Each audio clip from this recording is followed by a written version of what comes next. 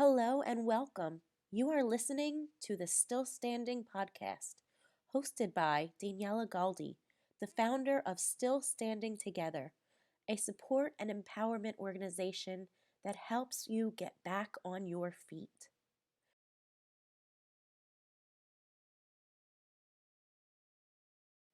The Still Standing podcast offers you interviews, guidance, and solutions through everyday struggles and mental health improvement. Hey there, everyone. Welcome back to another episode of the Still Standing podcast. Today we are doing a recap with Pamela J. Campbell, a life coach and motivational speaker, and the support group leader for our past support group and workshop on From Pain to Possibility, Addressing Your Trauma and Rewriting Your Story. Pam specializes in transformational work and supporting others to tap into their superpowers so they can create new possibilities in their life. Pamela shares her journey of learning how to accept and receive love, confronting who you are, tapping into the power of choice, and working through trauma and pain physically and emotionally.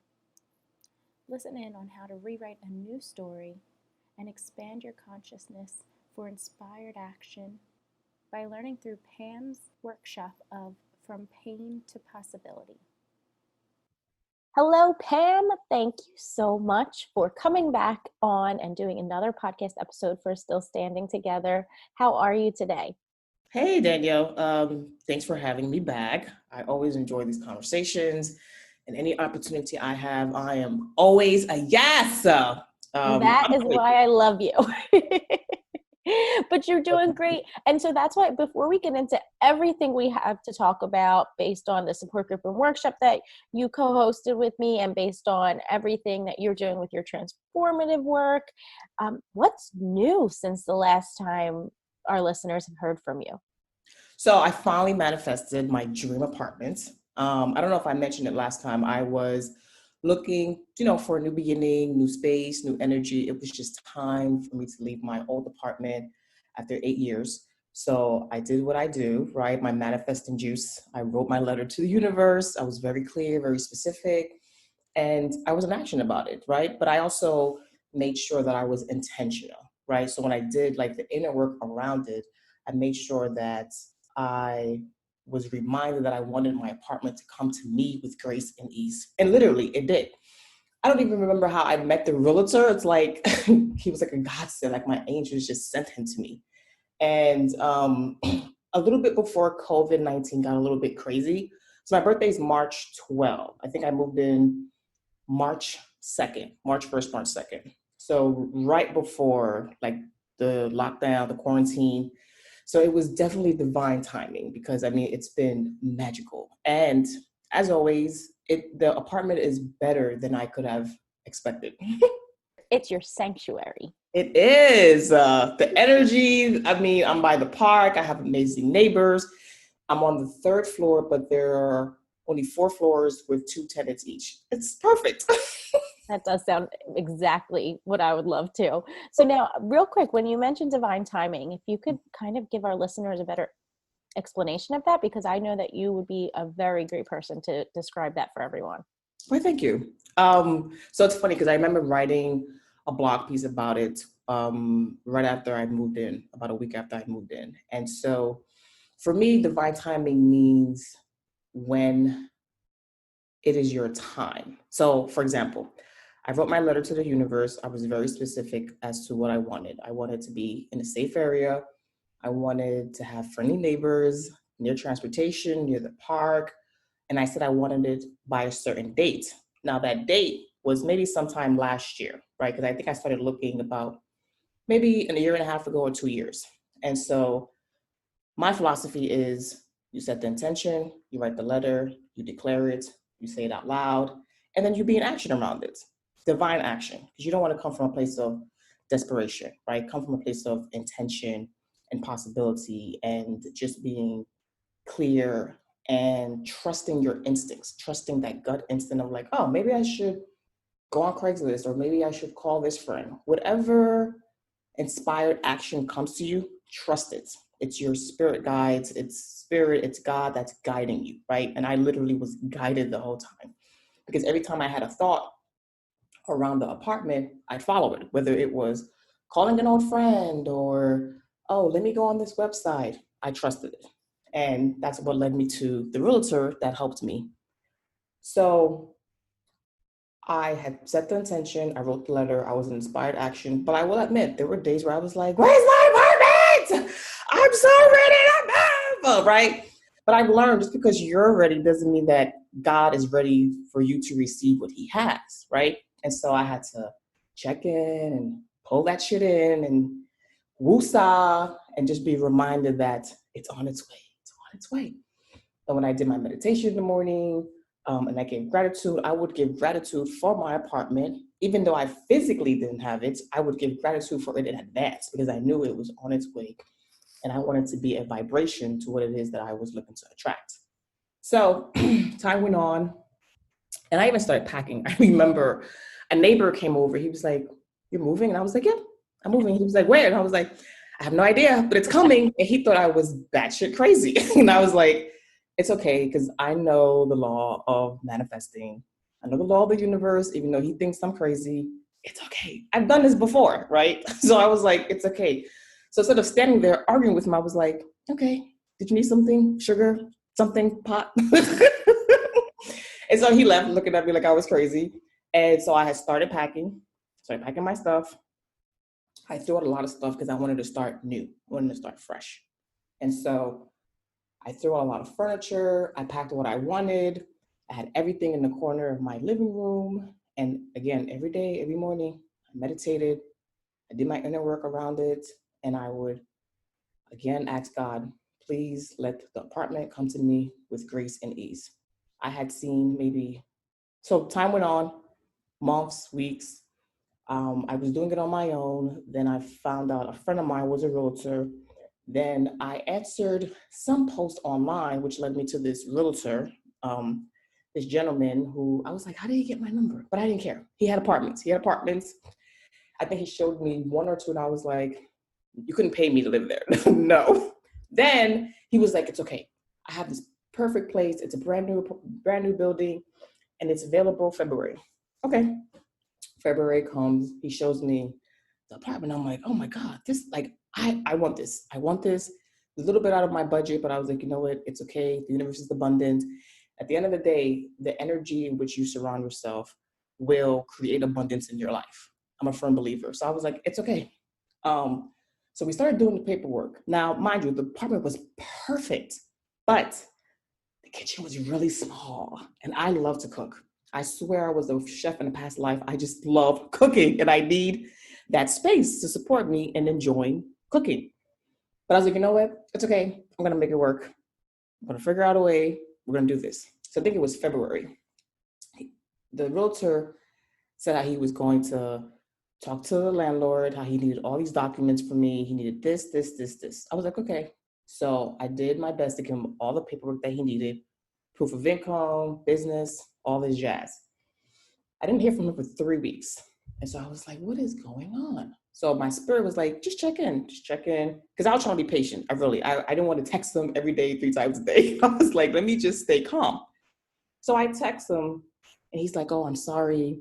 The landlord found someone else. And I did everything I could to hold it for you, but I couldn't. I was like, oh. In the next breath, he said, but someone happens to be moving out on the third floor. If you want it, we have to move fast. So I thought to myself, okay, I want to see it. He was like, it's the same layout. I was like, nope, I need to see the apartment. So the woman that was here was very gracious and kind and let us come and see the apartment. And guess what? The kitchen was twice the size of the last one. I was like, this is God. Yes. Wow. The first apartment was not for me. So whatever happened was supposed to happen because it wasn't for me. And so I remember he was like, we have to act fast. And I was like, I know when it's the universe, like everything is going to happen very quickly. It just happens fast. When it's happening quickly like that, that is God right there. So I was like, okay, paperwork, this, I had to call my financial advisor to send money. And everything was like, it just flowed Normally it takes 48 hours for me to get the money from my financial advisor. It took 24 hours. Then for me to sign the lease, I had a photo shoot that Saturday. He was like, oh, where's the photo shoot? I was like, so-and-so place. He was like, oh, we're 10 minutes from there. That was not a coincidence. I'm telling you, everything just flowed and it was effortless. And I was like, thank you, God. Wow. Thank you. I signed the lease. The following week, I got the keys. And then 2 weeks later, we were on quarantine. So I was like, this was divine timing. Like, this was meant for me. This was my time right now. Wow, that's such a beautiful example, Pam, of divine timing, of manifestation at its finest, of patience at its finest. And I love how you talk about that when things are meant in divine timing or meant for you to happen when they do, that it happens quickly, because I personally have been working on a lot of letting go and trying to decipher the difference between planning but not controlling.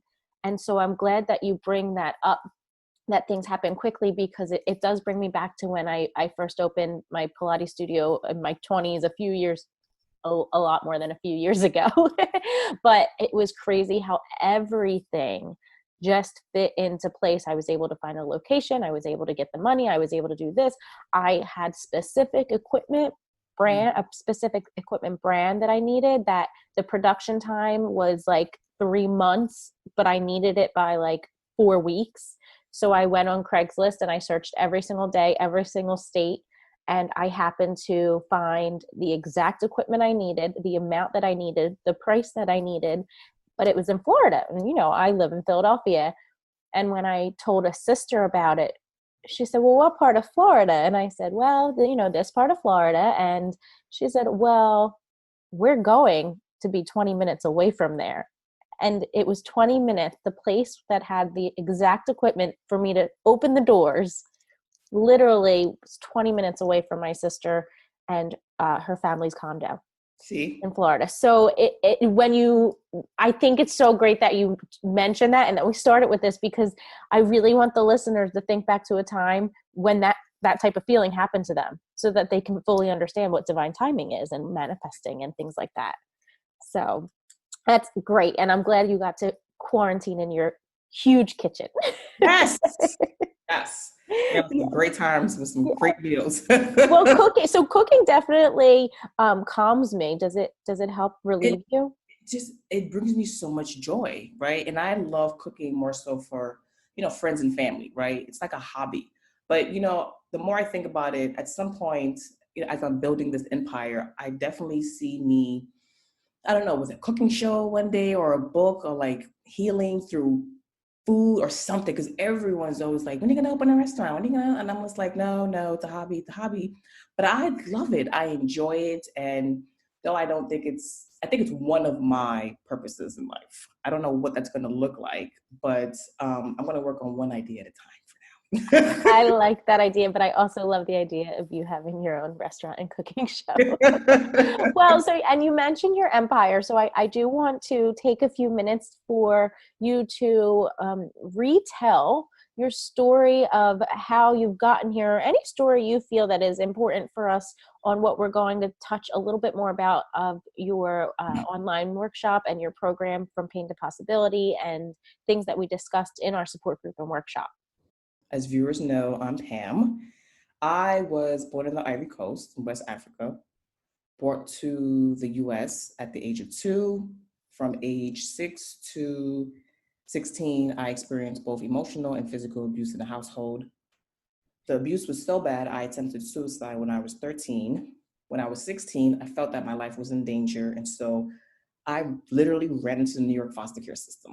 Foster care literally saved my life. And for that, I will always be grateful. Now, yes, it saved my life, but I was still very angry. Very angry. There was a lot of hurt. There was a lot of pain. And I felt like a victim of circumstances, right? And so I had experienced all this abuse as a child, told I was stupid and dumb, like my mother, told I was ugly. So that created a lot of self-image, body image issues, right? That I'm still healing. And shortly after entering the foster care system, was sexually assaulted by a classmate.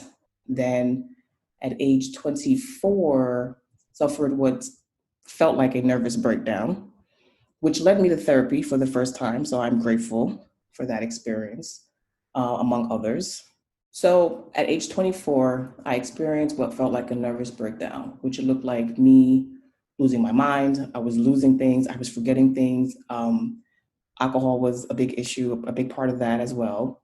I was running from what had happened to me instead of dealing with it, trying to heal from it. But to be honest, I don't think I knew how to heal from it.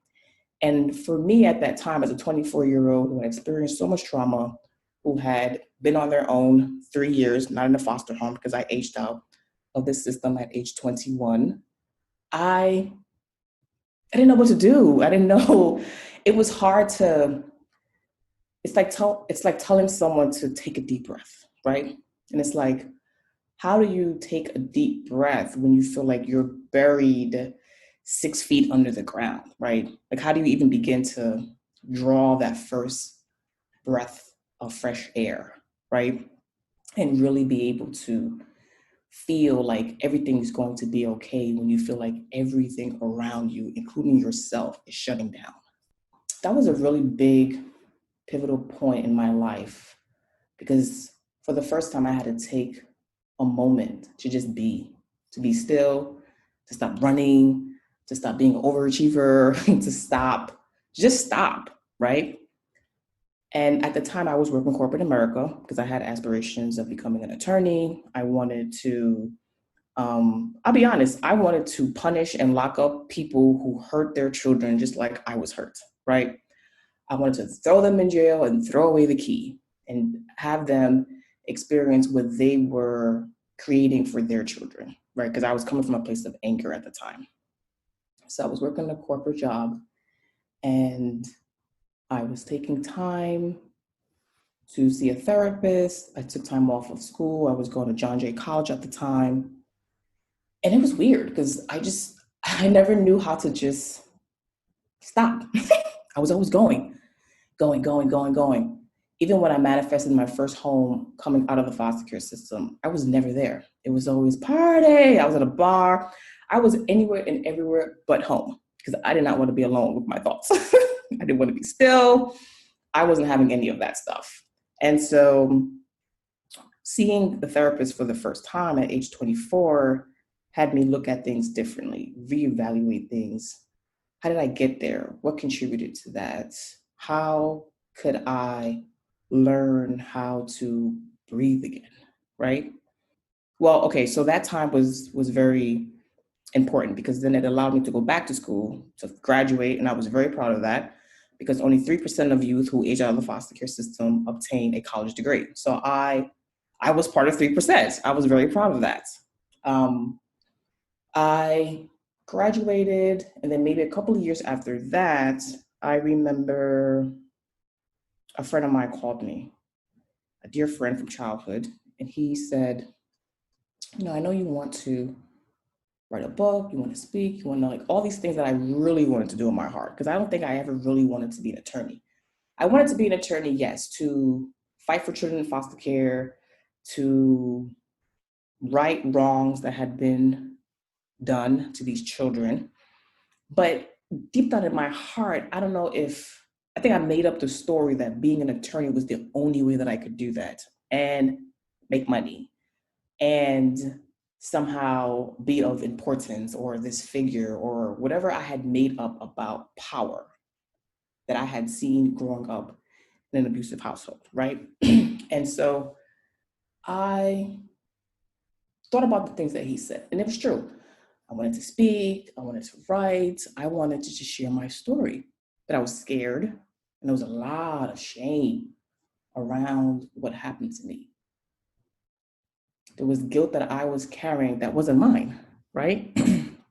And so he said, well, I'm doing this workshop and transformational workshop, and I want you to come. I was like, oh, Lord, people. I don't want to be around people. And people I don't know at that. I really want to be around the people I do know, right? I understand that. So I was like, all right. I trust him, and he seemed to be drinking some type of like happy juice at the time because he was always jolly and happy. And I was like, I need to figure out what's going on. Well, can I So ask you a question though, yeah. real quick? How did you come to trust him after your whole past? So this individual, we grew up together. Okay. So once I entered the foster care system, so I had like a group of Dominican friends that I was surrounded by, like all of them, and they were amazing and loved me and accepted me. And we could sit together, hang out, and say no words, right? There wasn't like, how are you feeling? I mean, we were 16, 17 years old, No one's talking about feelings and, so he was part of that group. So I had known him since we were 16, 15 years old. And when he came to me about the transformational work, I think I was 28 at that time, 28, 29. So I was like, okay, let me be open. Because I think by the time we had this conversation, I was sick and tired of being sick and tired. And when you're at that point, when you're down, there's nowhere else to go but up. So I was like, okay, let me check this out. So I went and walked through the red doors of this organization called Momentum Education. And as they say, the rest was history. I did all 3 parts. I graduated in 2011. And I mean, it was a powerful, powerful, powerful experience. And it was my first taste of transformational work, right? It served as the catalyst to my spiritual journey in 2011. So because I was able to be open to this experience, right, and gain these tools, I was then open to be on this spiritual journey, which for me looked like checking in with the beliefs I had grew up with, the things that were instilled in me that no longer resonated, right? So not a right, not a wrong. I was raised Catholic. And so by the time I had finished this program and started this journey of spirituality, I was like, I had to evaluate some of the beliefs and systems around Catholicism. And I was like, oh yeah, no. Ash Wednesday, why are we getting, like, because I would literally just automatically, it was like automatic. Oh, it's Ash Wednesday. Oh, I have to go get the cross on my forehead.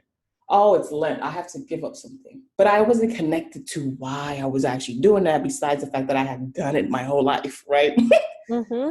I was raised Catholic as well, so I understand. Right. So I was like, no, this doesn't speak to me, right? I am a soul having a human experience. What does that mean to me, right? What does religion mean to me? What does spirituality mean to me? And I had to really just figure out what worked for me, what resonated, and what didn't, right? So at this point in my life, I'm like reading A Course in Miracles and following Marianne Williamson and Gabby Bernstein. I'm like, I can listen to them all day. And things just started resonating in a different way. And I was like, wow, this feels good. I get this. I love this. Am I supposed to be doing this? Right? Because I've had mentors and spiritual readings where I've been told I'm a teacher, I'm a spiritual teacher. And I was like, no, pass. Because I don't know what that means, right? Or people will be like, you have so much wisdom and you just share it. And no. It was because of my insecurities, because of, I didn't believe because of what had happened to me, right? I thought what had happened to me was my identity. And it wasn't. It was just a part of my story, right? It wasn't who I was. I wasn't my trauma. I am not my trauma, right? And so that led me on this journey of just discovery. Who am I?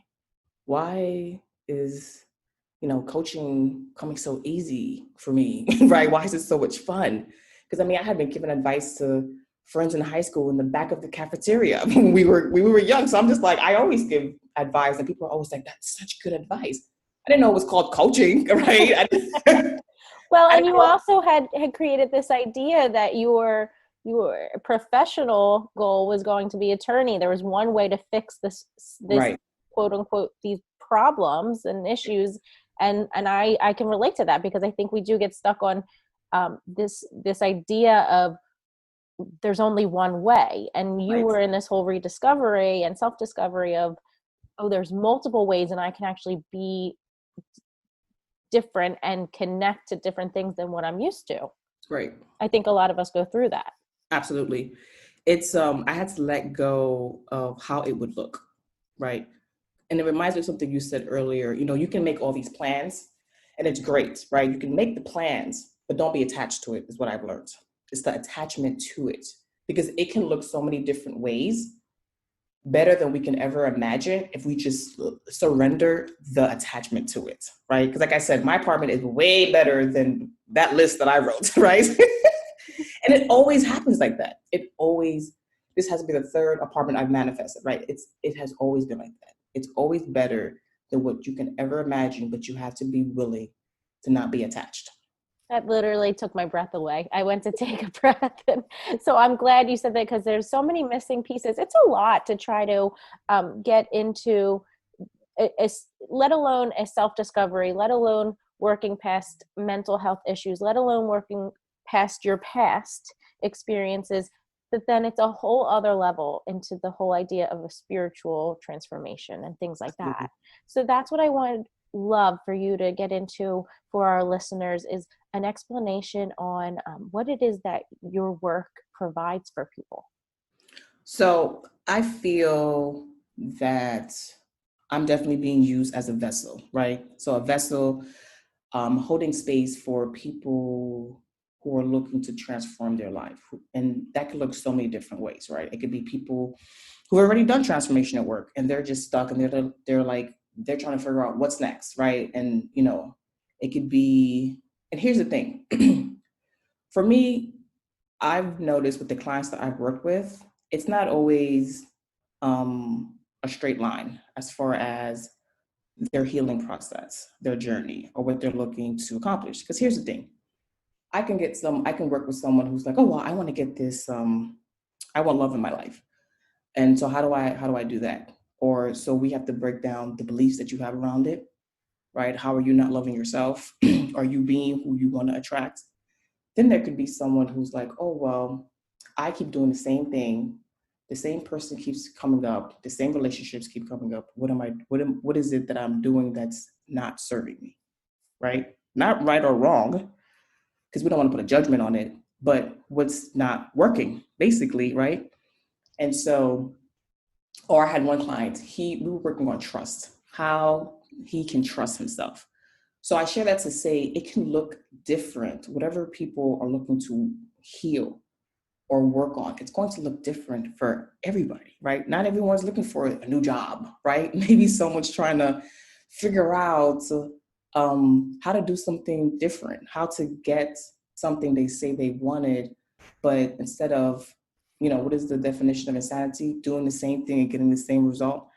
How about we try something different? How about we try something new, right?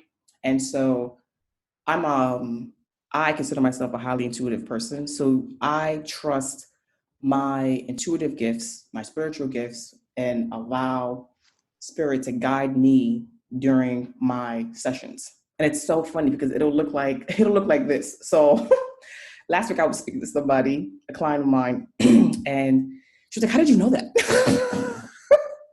I said, "I'm just trusting what's coming to me in this moment, right?" And that's big for me as well, because once upon a time, I was in a space where I didn't trust myself. I didn't trust my gifts.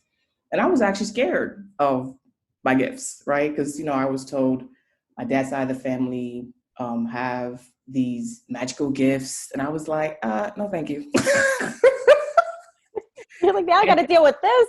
Right. More stuff for me to deal with? No, thank you. No.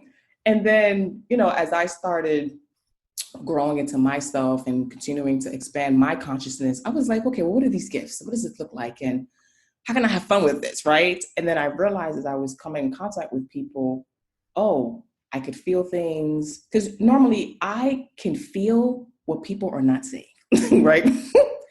And that could be good or bad, depending on who you're asking. And so I was like, oh, okay, this is my intuition. These are some of the gifts that I have that I get to use to be in service to others, right? And so what I enjoy about my work is being able to be that vessel, to be that support for someone who is looking to make changes in their life, to let go of the belief, to let go of the story, and to create something new at their pace, wherever they may be in their journey, right? Because I've learned there is no, I got to catch up or I'm behind. You're exactly where you're supposed to be. I'm exactly where I'm supposed to be.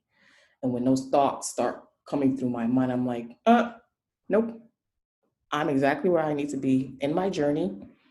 And I get to create what tomorrow looks like, what today looks like. And there is comfort in that, right? And so transformational work with my clients looks like just new possibilities, being able to see yourself in a different light, being able to see the world differently, to experience yourself differently, to experience the world differently, and experience how you show up, right? So at the end of the day, if someone's always being nasty or rude, could you be surprised why people respond to you in a certain way? Like, but sometimes that goes back to what you don't know that you don't know that you don't know, right? Which I love that I learned at Momentum Education, where it's like, yeah, there are things that you know and there are things that you don't know, and there are things that you don't know that you don't know that you don't know. And so it's when you're in it, it's hard to see what others are seeing or how they're experiencing you, right? And so that's why I just love transformation to work, because it's like I love when people get to that space of, oh, right. And normally I'm just holding space, right? Because I have a friend, but I'm like, at this point, we should just work together. So I have a friend, she'll call for coaching and she's like, you're so good at this. Or she'll call and she'll wait for the answer. And I'm like, you know what I'm going to say? Nothing. Because at the end of the day, I'm not here to give you the answers. I am here to coach you to come to this realization on your own, however long it takes, however long the session is scheduled for, right? That's my job. And it's so funny because, I'll get clients that are like waiting and they're like, I'm like, yeah, right. And then, whatever comes to me, if it's like a writing assignment of some sort or some type of homework, because I'm gonna always give homework. And then they come back, they're like, and I'm like, yes, I knew you'd get it. I knew. But it's up to us, and it's up to each individual to do that. I don't want to, I'm going to use the word work, but I almost feel like that puts in almost a negative connotation on it. But it's up to us to put the effort forth. Absolutely. Right. So it's interesting you say that too, because recently I said to someone, we were talking about a situation that continues to happen, and it was like a here we go again moment. And I said, well, I feel like you are possibly in search of the answers from other outside sources. What if you switch that and looked for the questions to ask yourself to find the answers? It's why we need that connection with a person such as yourself, a coach, a mentor, a supporter, a friend, to be able to help guide us there when we get into these states of desperation, of fear, of any way out. Right. But we both know the only way out is in. Right. So I love how you brought that up about helping people to find the questions, and then it's amazing that they're able to then be like, aha, Yeah. aha, that aha moment. We all have the answers are within. We all have the answers. We just might be ignoring them. Exactly. Or not wanting to do the work to really go deep to search for the answers. But I promise you, we are all fully equipped. Everything we need, whether it's for healing, manifesting, whatever it is, everything is within us. And you really did a great job of taking myself and the other attendees when we had our virtual group for the support group and workshop, from pain to possibility. You brought that element into still standing together, which I'm still so grateful for, Well, thank you. sharing your program and your coaching with us. So can you take us through maybe a abbreviated version of what your goal is for people when they go through from pain to possibility with you? It's so funny. I was telling a friend about the workshop. I was like, I'm so excited about to do Pay the Possibility. It's my favorite workshop. It's my only workshop right now, but it's my favorite workshop. And I'm creating more. But this particular these exercises in this workshop excite me for several reasons. So one, the purpose or the intention when people are participating in that from pain to possibility is to let go of whatever you've made up, because it's what you've made up. Right? None of it is real unless you choose for it to be real, right? You're not a victim unless you choose to be a victim. You're not angry, bitter, so and so unless you choose to be bitter, angry, so and so, right?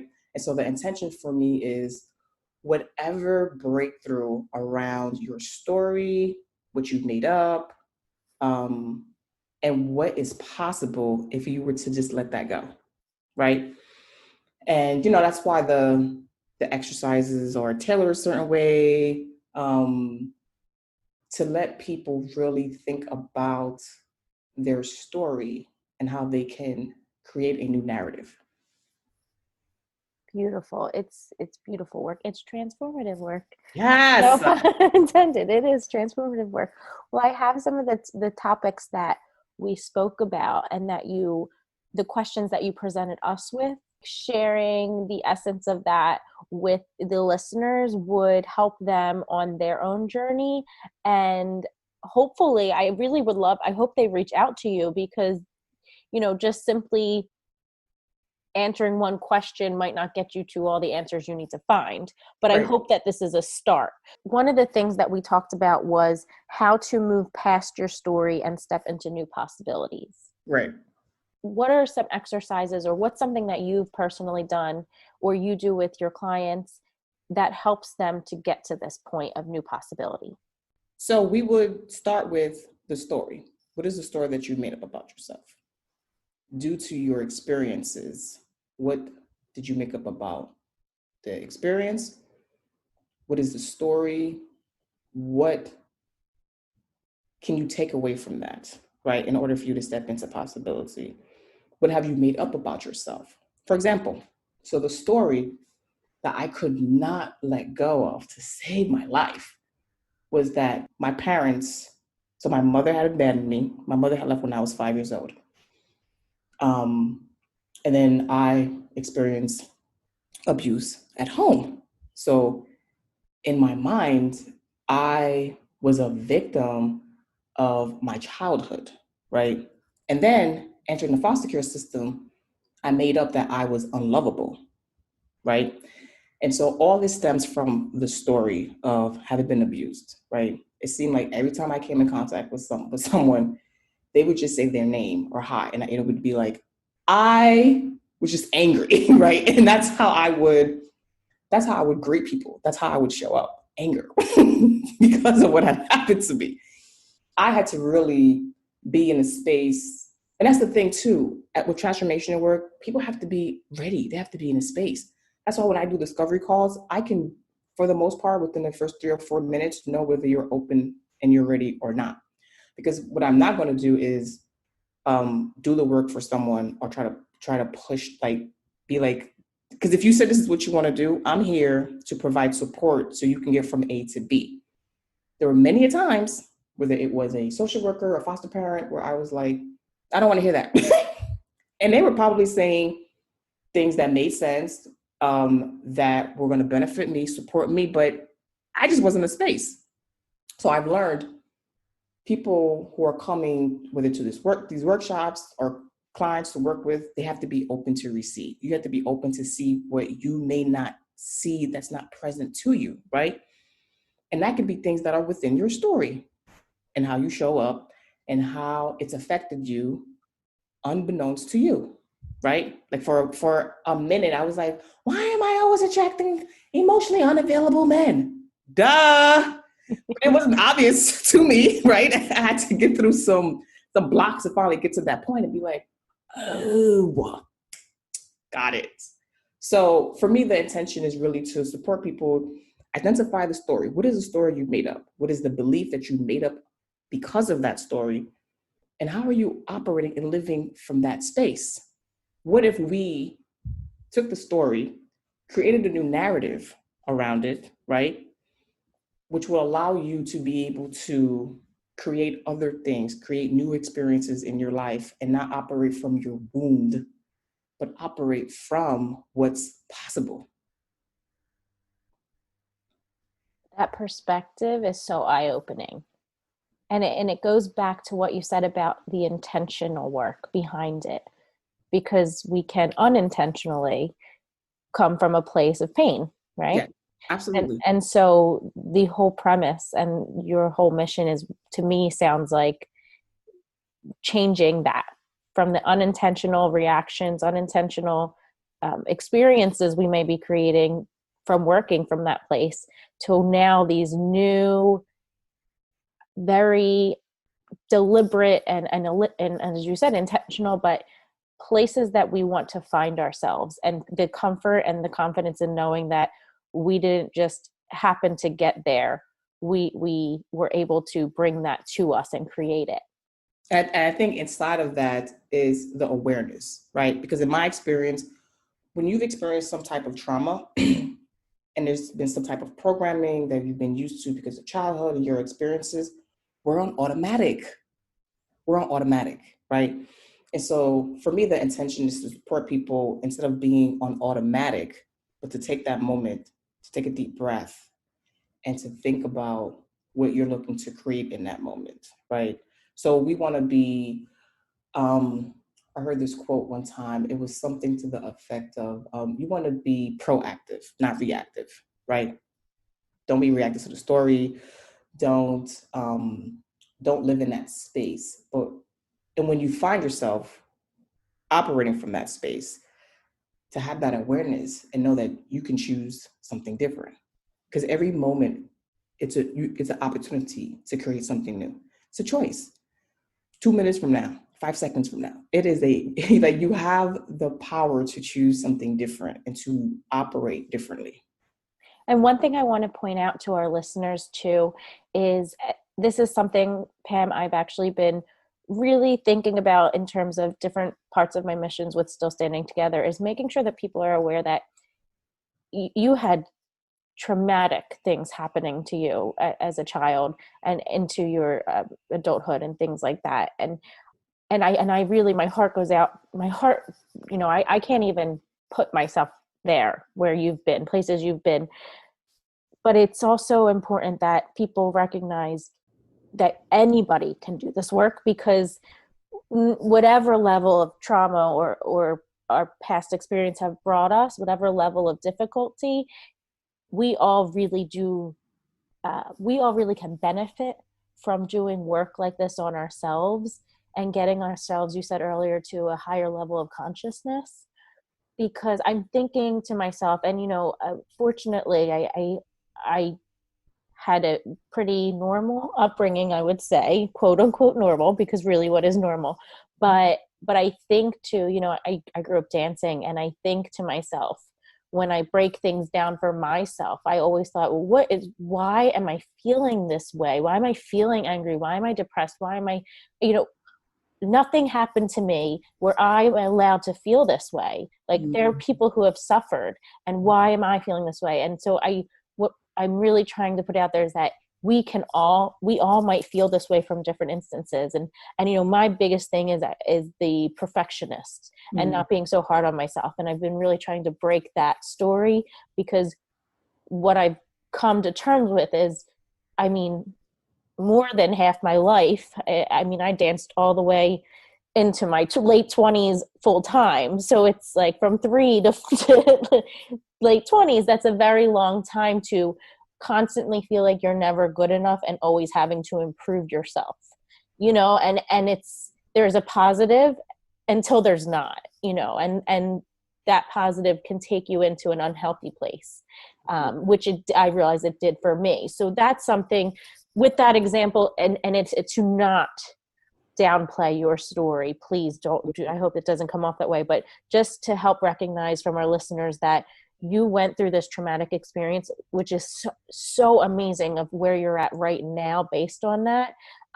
But to not wait to contact a coach or contact someone like yourself to work through any type of difficulties, just to get yourself to a place of possibility. Right. Absolutely.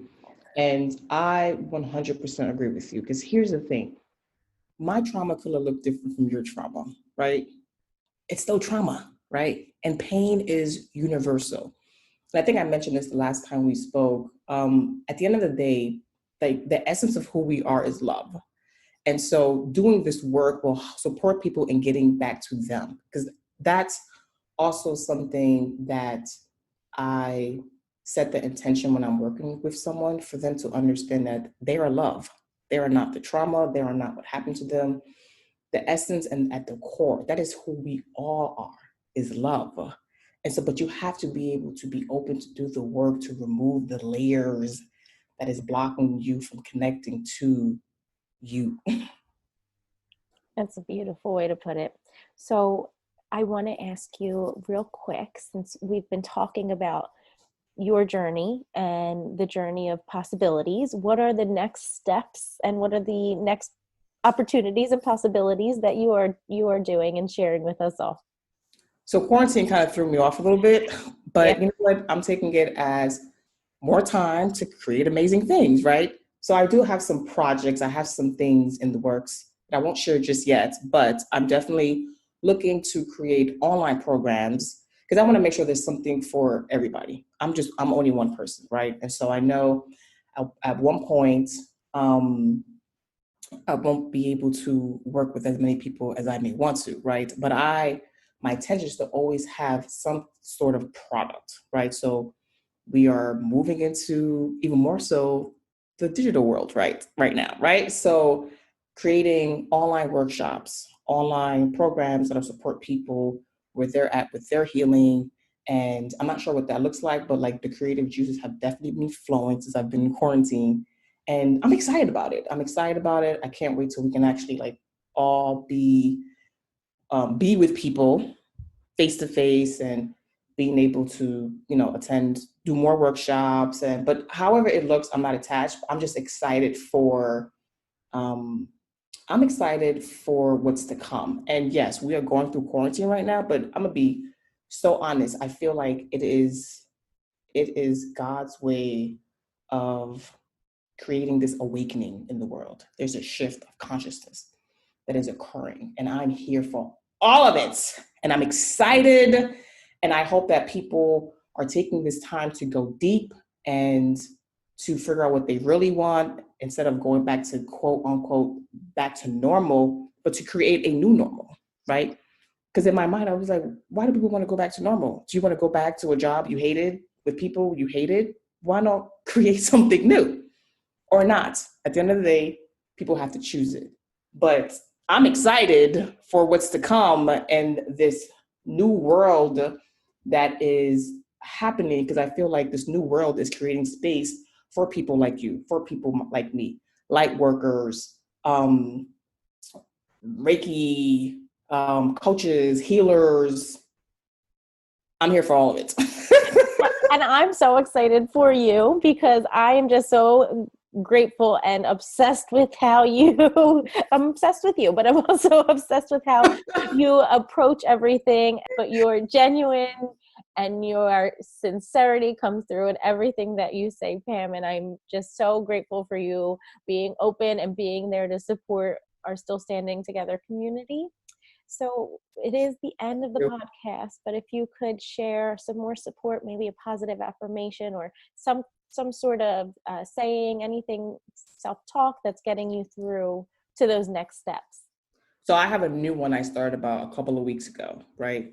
And I wanted to point out to viewers, self-talk is very important, right? So that's why I love affirmations, but be aware of where you're not being aware of your self-talk, right? And it can be the littlest things. Because I've realized in my experience, I could apply manifestation to this part of my life, but not this part of my life, where it's all manifestation, right? It's like, well, why do I apply to the big things like an apartment, but I don't apply to the little things that I want, right?